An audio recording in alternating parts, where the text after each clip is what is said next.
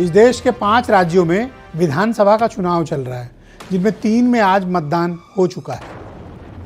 तमिलनाडु, केरल, पुडुचेरी, असम और पश्चिम बंगाल। देश के इन 5 राज्यों के विधानसभा चुनाव में बहुतों की बहुत कुछ स्टेक पर है। असम में आज मतदान हो गया है, रिकॉर्ड मतदान हुआ है 86% के आसपास। 80% के आसपास केरल में भी चुनाव वोट हुआ है और 86% का मतदान पुडुचेरी में हुआ है। कितने जागरूक मतदाता हैं इस क्षेत्र के, रिकॉर्ड तोड़ वोटिंग करते हैं। उत्तर भारत के और ख़ासतौर पर हमारे प्रदेश के मतदाताओं को इन लोगों से सीख लेना चाहिए, जो नॉर्थ ईस्ट में हैं या फिर कोर साउथ में हैं।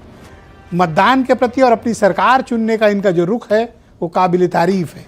आज चर्चा करेंगे कि इन 5 राज्यों में क्या होने जा रहा है, क्या सत्ता परिवर्तन है या फिर जो जमे हुए हैं उन्हें उखाड़ना बहुत मुश्किल है। आज चर्चा इसी विषय की करेंगे।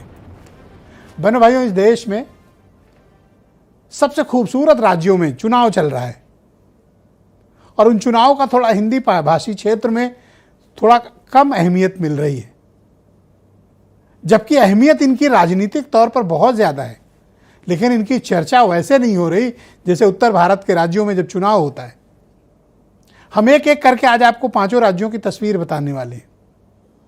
तो सबसे पहले बात करेंगे हम डीप साउथ में तमिलनाडु की। 73 साल के एम.के. स्टालिन अपना दूसरा कार्यकाल के लिए जनता के बीच मुखातिब है और उनके सामने है अन्ना द्रमुक ईपीएस और राजनीतिक तौर पर सनसनी और सिनेमा के सुपरस्टार, तमिल सुपरस्टार विजय उनके सामने है। बहनों भाइयों, तमिलनाडु के इतिहास का सबसे शानदार चुनाव होने जा रहा है और यहां दोनों बड़ी political parties, Bharatiya Janata party और कांग्रेस खड़ी है डीएमके के साथ और अन्ना द्रमुक के साथ है मोदी जी और उनकी पार्टी बीजेपी। यहां ताकत में यही दोनों हैं, लेकिन विजय सबकी राह का रोड़ा बन गए हैं और खास तौर पर 73 साल के एम.के. स्टालिन के। स्टालिन भले ही विरासत के जरिए राजनीति में आए हों, लेकिन जो द्रविड़ मॉडल उन्होंने लागू किया है